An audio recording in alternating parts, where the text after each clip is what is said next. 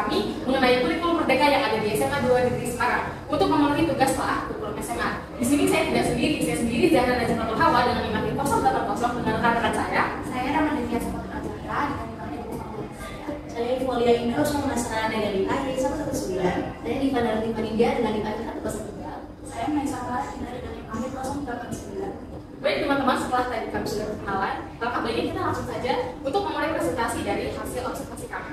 Selamat menyaksikan. Selanjutnya di sini ada latar belakang, yaitu kurikulum adalah seperangkat rencana dan pengaturan yang digunakan sebagai pedoman penyelenggaraan kegiatan pembelajaran untuk mencari tujuan pendidikan tertentu. Di sini ada rumusan masalah, yaitu masalah yang pertama, apa itu kurikulum, yang kedua, apa fungsi dari kurikulum, yang ketiga, apa saja komponen dari kurikulum, yang keempat, ada bagaimana sejarah kurikulum di Indonesia. Di sini ada tujuan dan manfaat. Yang pertama, untuk mengetahui jenis kurikulum yang diterapkan di sekolah SMA Negeri 2 Semarang. Yang kedua yaitu untuk mengetahui bentuk implementasi kurikulum merdeka di SMA Negeri 2 Semarang. Yang ketiga yaitu untuk mengetahui kelebihan dan kekurangan kurikulum merdeka di SMA 2 Semarang. Yang keempat yaitu mengetahui jenis perangkat kurikulum merdeka yang digunakan oleh SMA Negeri 2 Semarang. Selanjutnya ada manfaat, yaitu yang pertama bagi mahasiswa dan penulis. Manfaat bagi mahasiswa yaitu yang pertama sebagai calon guru memperoleh pengalaman baru tentang observasi dan menambah wawasan terkait dengan penerapan kurikulum di SMA Negeri 2 Semarang. Mahasiswa dapat mengetahui banyak pihak sekolah mengupayakan penerapan kurikulum merdeka yang baik dan maksimal. Yang kedua bagi guru, yaitu guru lebih mengetahui tentang bagaimana upaya penerapan kurikulum merdeka di SMA menengah kejuruan. Selanjutnya, ada 3 usaha. Apa itu kurikulum? Jadi, kurikulum adalah seperangkat rencana dan pengaturan mengenai tujuan, isi, dan bahan pembelajaran yang digunakan sebagai pedoman penyelenggaraan kegiatan pembelajaran untuk mencapai tujuan pendidikan. Nah, selanjutnya ada fungsi kurikulum. Yang pertama sebagai proses kognitif, yang kedua sebagai proses aktualisasi diri, yang ketiga sebagai proses rekonstruksi sosial, yang keempat sebagai program akademik. Selanjutnya ada komponen dari kurikulum. Yang pertama ada komponen tujuan, yang kedua ada komponen isi atau materi, yang ketiga ada komponen media, yang keempat ada komponen strategi, yang kelima ada organisasi kurikulum, yang selanjutnya ada komponen evaluasi. Ada sejarah kurikulum Indonesia. Kurikulum Indonesia dimulai dari 1947 terus mengalami perubahan. Nah, perubahan itu dari yang pertama itu ada kurikulum 1947 atau bisa disebut dengan rencana kurikulum ini bisa disebut dengan rencana pembelajaran 1947. Jadi pada kurikulum ini dibentuk ada 2 komponen utama, yaitu adalah daftar nama pelajaran dan garis besar pengajaran. Selanjutnya ada kurikulum 1952 atau yang bisa disebut dengan rencana pembelajaran dimulai 1952. Nah, yang paling menonjol dari kurikulum ini adalah bahwa rencana pelajaran harus memasukkan pelajaran yang berkaitan dengan kehidupan sehari-hari. Selanjutnya ada kurikulum 1964. Nah, kurikulum ini bisa diberi nama dengan rencana pendidikan 1964. Jadi, pembelajaran dipusatkan oleh yang namanya program Pancawardhana yang mencakup perkembangan moral, kecerdasan, emosional, dan artistik, kepribadian, dan fisik. Selanjutnya ada kurikulum 1968. Nah, kurikulum ini bertujuan bahwa pendidikan ditekankan pada upaya untuk membentuk manusia Pancasila sejati, kuat, dan sehat jasmani, mempertinggi kecerdasan dan keterampilan jasmani, moral, budi, dan keyakinan beragama. Selanjutnya ada kurikulum 1975. Kurikulum ini menekankan pada peningkatan efisiensi dan efektivitas pendidikan. Selanjutnya ada kurikulum 1984. Nah, kurikulum ini memposisikan siswa ditempatkan sebagai subjek pendidikan, subjek belajar. Jadi dari mengamati sesuatu, mengelompokkan, mendiskusikan hingga melaporkan. Model ini disebut sebagai cara belajar siswa atau CBSA. Selanjutnya ada kurikulum 1994 dan suplemen kurikulum 1999. Kurikulum ini merupakan hasil upaya dari memadukan kurikulum sebelumnya, yaitu terutama pada kurikulum 1975 dan 1984. Selanjutnya ada kurikulum 2004. Kurikulum ini disebut juga dengan kurikulum berbasis kompetensi atau KBK. Ada 3 komponen yang harus ada dalam program pendidikan berbasis kompetensi. Yang pertama ada pendidikan kompetensi yang tepat.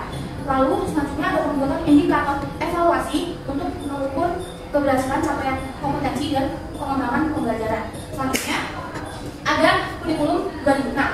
Nah, pemerintah pusat ini menetapkan standar kompetensi dan standar kompetensi dasar untuk kurikulum ini. Nah, kurikulum ini juga bisa disebut dengan kurikulum tingkat satuan pendidikan atau KTSP. Yang di sini itu guru diharuskan untuk membuat silabus dan penilaian yang sesuai dengan situasi sekolah dan daerahnya.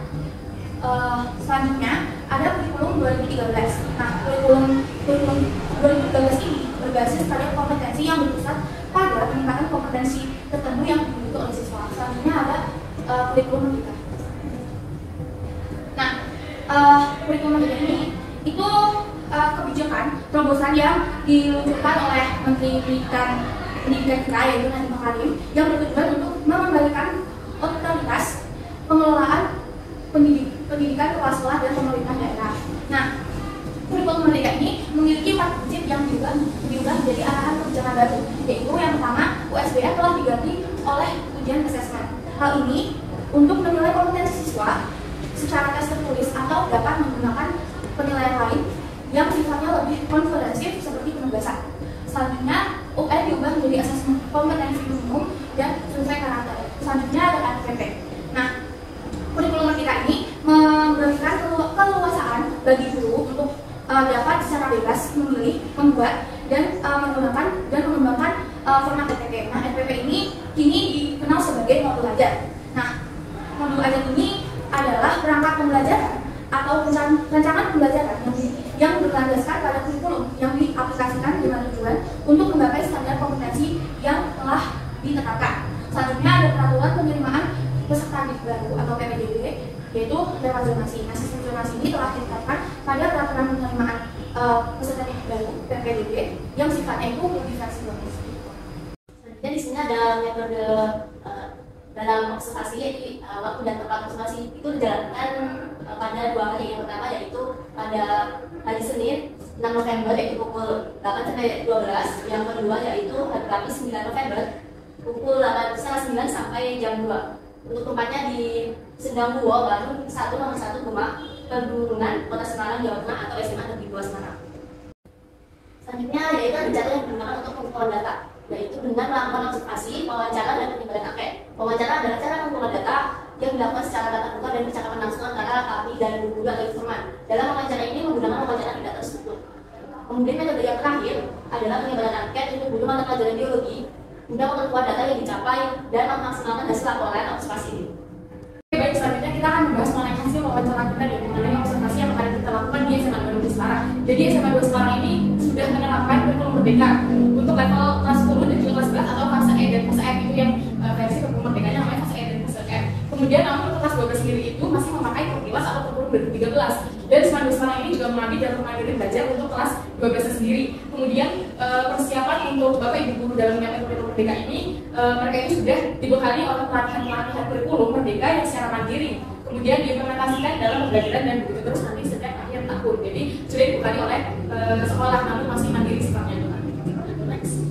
Nah, kemudian bagaimana persiapan sekolah dalam menyampaikan kurikulum merdeka yang sudah saya mention itu pastinya sudah dilakukan pelatihan dan teman-teman dari ini juga sebelumnya pada tahun 2022 juga sudah mendatangkan beberapa narasumber untuk memberikan motivasi dan juga pelatihan kepada Bapak Ibu guru yang ada di sekarang ini. Kemudian caranya itu dengan didampingi dengan PMM atau teman atau platform Merdeka Mengajar yang disediakan oleh pemerintah. Namun itu kembali lagi itu memang masih mandiri dan masih menjadi PR besar untuk sekarang ini untuk terus mengembangkan potensi Bapak Ibu guru untuk terus mengembangkan kurikulum merdeka di sekolah.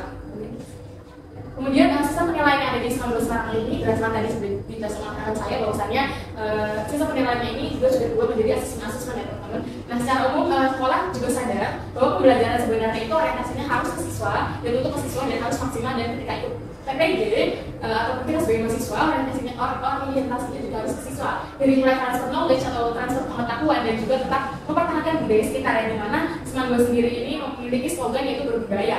Kemudian poin plusnya atau manfaatnya sendiri itu siswa jadi lebih memiliki kemampuan untuk mengembangkan kreativitasnya, dan sasarannya juga harus tepat dan semata-mata untuk siswa dalam memahami pembelajaran, sehingga pembelajaran itu menghasilkan pembelajaran yang berdiferensiasi. Kemudian untuk pelaksanaan asesmen diagnostiknya tentu saja SMA 2 Semarang ini sudah melakukan asesmen diagnostik terlebih dahulu sebelum melakukan pembelajaran diferensiasi. Jadi jenis asesmen diagnostik non kognitif yaitu berupa psikotes untuk mengetahui gaya belajar dan bakat Gina. Kemudian hasil psikotes nanti itu akan diserahkan ke langkah kurikulum atau kepada ibu Dian yang juga sebagai narasumber kami untuk mendapatkan hasil wawancara ini, baru nanti diserahkan ke guru BK untuk dianalisis hasil diagnostiknya apakah siswa tersebut itu masuk ke kelompok belajar yang cepat atau lambat atau masih perlu bimbingan seperti itu. Jadi untuk eksekusi dari asesmen sekarang ini mengenai hasil asesmen yang tadi sudah dilakukan itu untuk menerima pembelajaran diferensiasi siswa itu seperti apa. Jadi setelah mengetahui hasil asesmen diagnostik tersebut, siswa akan dikelompok berdasarkan hasil yang sudah dianalisis dan siswa dibagi menjadi beberapa kelompok belajar sesuai bakat dan minat, dan itu sudah terlaksana selama kurang lebih sudah 1 tahun lebih atau dari mulai 2020 pertengahan 2022 seperti itu. Kemudian solusi yang diberikan oleh Bapak Ibu guru jika terjadi bencana ataupun miskonsepsi dalam pengembangan asesmen diagnostik dan juga capaian belajar yang tidak maksimal itu seperti apa. Jadi sekolah dan juga Bapak Ibu guru harus lebih menjadi komunikasi yang baik dan komunikasi yang baik dengan pusat. Sesama tenaga pendidik, orang tua siswa juga harus, dan juga siswa itu sendiri yang berada di sekolah karena memang ini orientasinya untuk siswa. Jika memang capaian belajar tidak maksimal, lakukan pelatihan sebanyak-banyaknya seperti mengembangkan lebih dari KPM atau menghadirkan narasumber-narasumber yang berasal dari dinas ataupun dari pusat. Kemudian mendatangkan narasumber tersebut itu pastinya untuk mengasah pengalaman dan bagaimana caranya agar menciptakan lingkungan belajar yang membutuhkan siswa. Ini mungkin kelihatannya simpel, tapi untuk eksekusi sendiri itu dari sekarang juga mesti terus mencoba untuk melakukan yang terbaik. Oke, kemudian ada penerapan dari capaian belajar ATP atau alur tujuan pembelajaran dan juga penggunaan modul ajar yang ada di SMA sekarang ini. Untuk CP-nya kami berdasarkan hasil wawancara itu berasal dari pusat atau dari pemerintahan dinas Jawa Tengah. Untuk ATP-nya sendiri dari modul ajar itu membuat sendiri dari Bapak Ibu guru dengan mendapat persetujuan dari kepala sekolah. Namun untuk modul ajarnya ini memang membuat sendiri, namun sekolah ini memodifikasi dari pusat dan disesuaikan dengan kebutuhan Bapak Ibu. Jadi memang diberi kebebasan untuk memodifikasi sendiri modul ajarnya. Nah kemudian setelah tadi ada hasil wawancara, di sini kami juga ada hasil untuk penyebaran angket teman-teman. Jadi di SMA sekarang ini memang tidak hanya gue saja guru biologinya, namun ada 5 lebih. Namun saat ini juga kami tidak melakukan guru yang pasti, yang kami dapatkan hanya 2, namun ini juga sudah sangat membantu kami untuk menulis laporan observasi. Nah yang pertama ini ada pengisian angket oleh Bapak Anak sebagai guru biologi, dan di sini juga ada pengisian angket oleh Bapak Aceh sebagai guru biologi juga, dan Bapak Ansor ini juga sebagai staf dari kurikulum yang ada di sekarang. Jadi kami mau cari Bapak Ansor ini juga dia, tapi bukan ini sebagai yang ada di tulisan.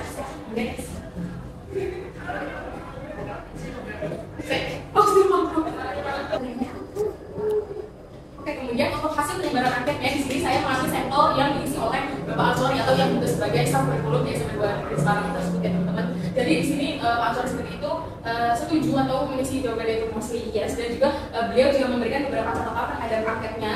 Di sini ada beberapa catatan, yaitu di bagian guru yang membantu proses belajar yang melibat kemampuan berkenalan kritis murid. Di sini ada catatan dari Pak Ansori sendiri, yaitu tergantung pada respon atau feedback dari siswa. Ya, karena saya lihat juga feedback siswa sendiri juga sangat penting untuk bagaimana guru bisa menangkap knowledge atau transfer knowledge-nya. Kemudian di sini guru melaksanakan asesmen terhadap pengetahuan sikap dan terhadap murid. Sini ada catatan, yaitu terintegrasi dalam gambar observasi kami. Kemudian ini ada yang terakhir diberikan oleh Pak Ansori catatan, yaitu melakukan penilaian dan atau refleksi terhadap kegiatan yang sudah dilaksanakan secara konsisten dan terprogram. Di sini kelas 10 masih perlu peningkatan frekuensi dan juga dibutuhkan karena mungkin mereka masih menganggap baru dunia SMA ini, ketika mereka SMP mungkin akan sangat berbeda. Yang selanjutnya yaitu ada pembahasan untuk implementasi kurikulum merdeka di SMA 2 sekarang sendiri sudah menerapkan kurikulum merdeka untuk kelas 10 dan 11 atau fase E dan fase F. Namun untuk kelas 12 masih menggunakan kurikulum 2013.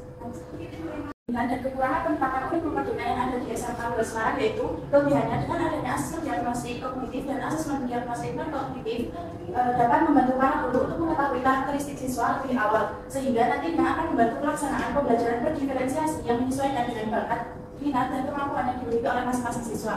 Dari segi hambatan atau kekurangannya sendiri yaitu setiap guru memiliki kompetensi yang berbeda-beda, sehingga agak sulit untuk menerapkan pembelajaran yang berdiferensiasi secara optimal.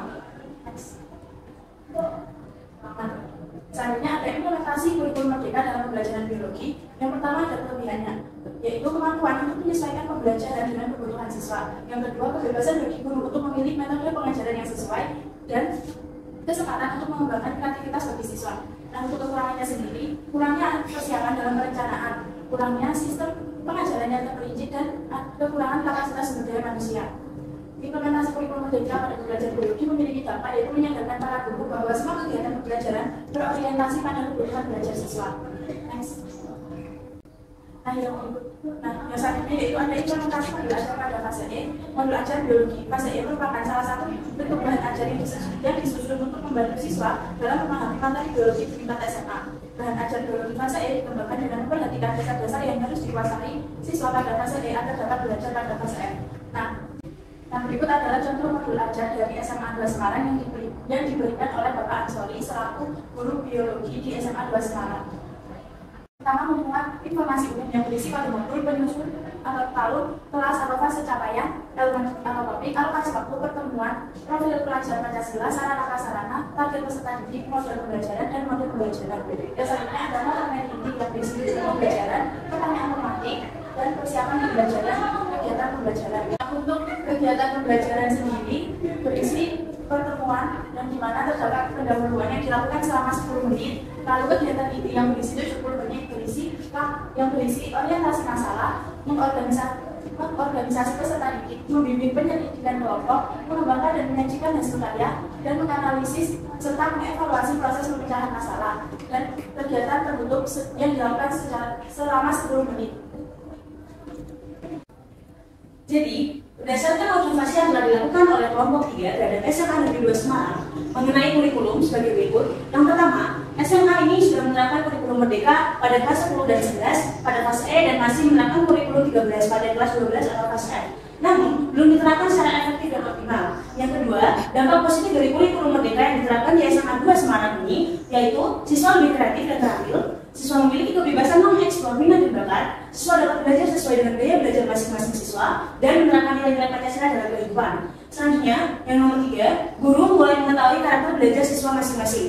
Selanjutnya, guru mulai mempelajari pelaksanaan pembelajaran berdiferensiasi agar tercapai dengan optimal. Next. Jadi, saran dari kelompok 3 kepada SMA 2 yaitu berdasarkan observasi yang telah kelompok 3 lakukan terhadap SMA Negeri 2 Semarang. Dari kelompok memberikan saran untuk tenaga pendidik mengadakan pelatihan dan persiapan yang lebih matang dalam menerapkan kurikulum merdeka di SMA 2 ini dan diselenggarakan tahun selanjutnya agar pembelajaran dengan kurikulum merdeka dapat berjalan secara optimal.